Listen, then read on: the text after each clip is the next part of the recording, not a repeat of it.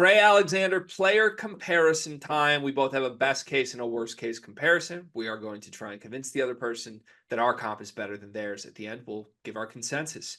What is your best case comp for Trey Alexander? My best case comp is Malik Beasley, who's currently carved out a really good niche for himself in the NBA as a 3-and-D player.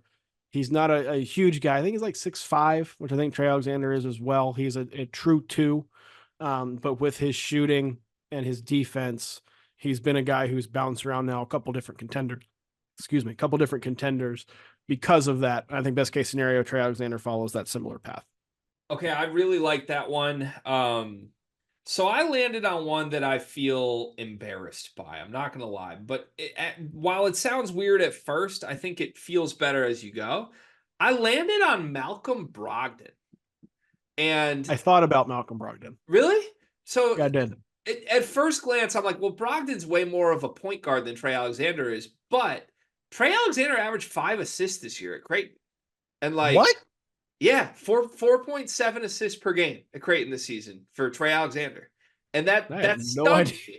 Because you watch him, and it doesn't feel like he's doing it, but he did it. And I think if the shots do fall, like Malcolm Brogdon's per game numbers are essentially very similar to what Trey Alexander did this year at Creighton.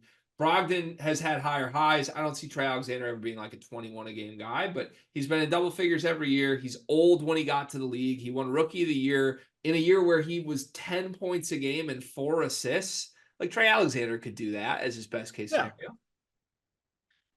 I think so too. I think either way, Beasley or Brogdon, I think that's a good best case scenario for Trey Alexander for his career. I'm good seeding Brogdon to you because I have a fun worst case comp. Ooh, I want to hold off on taking the credit for the best case because I'm going to go to war for my worst case comp here. What's your worst case comp? No, I want to hear your worst case first. I have a suspicion we might have the same guy here. The most recent rookie that I can think of that was like a productive veteran in college, then got to the league, was totally overwhelmed and kind of had mental yips is Johnny Davis. Johnny Davis, Wisconsin's own. Okay. 6'5" shooting guard who was super productive. The do-it-all guy on his team at Wisconsin, taken in the lottery, gets to the league, and he's just completely overwhelmed. Like, can't do anything. Can't dribble anymore. Can't shoot. Loses confidence. Just doesn't even look the part. Like, that's the disaster blow-up I think Trey Alexander could have. Yips-wise, I'm there with you. I see it. But Johnny Davis was never like a good 3-point shooter. And that was something that was going to have to grow in his game and never did. And when it never did, he realized that like, oh, there's not much else here with Johnny Davis.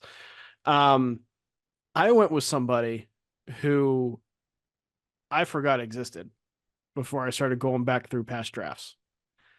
He was somebody who came into the league. He was a little bit taller. I think he was 6'6", 6'7". Was a productive college player, averaged almost 18 points per game in his lone season in college, and then got to the NBA, was a first-round pick, and once again, I forgot he existed. Rashad Vaughn. Oh, wow.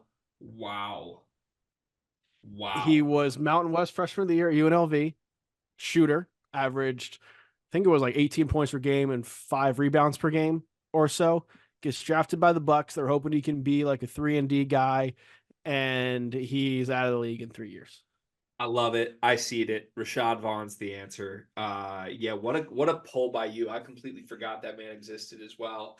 Similar players in college for sure, too. Yeah, I like that. Okay. Rashad Vaughn, worst case comp.